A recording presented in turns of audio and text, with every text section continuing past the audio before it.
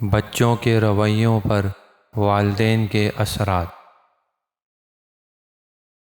اگر آپ کا بچہ زیادہ تنگ کرتا ہے تو اس کا مطلب یہ ہے کہ آپ اسے اپنے قریب نہیں کرتے اور اس سے پیار نہیں کرتے۔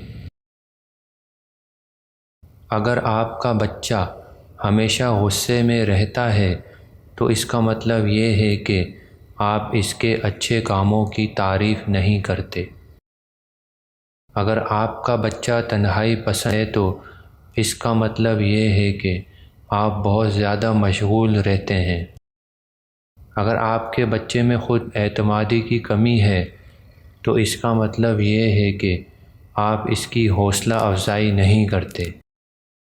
اگر آپ کا بچہ جسمانی طور پر کمزور ہے تو اس کا مطلب یہ ہے کہ آپ ہمیشہ اسے ڈرائے رکھتے ہیں۔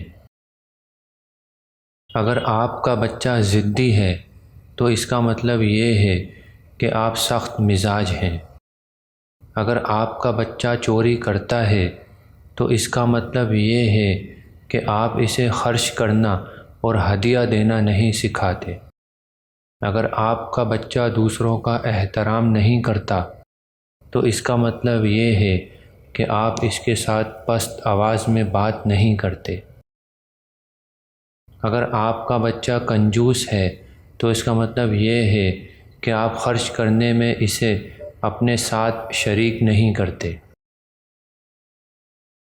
اگر آپ کا بچہ جھوٹ بولتا ہے تو اس کا مطلب یہ ہے کہ آپ بات بات پر اس کی سخت پکڑ دھکڑ شروع کر دیتے ہیں۔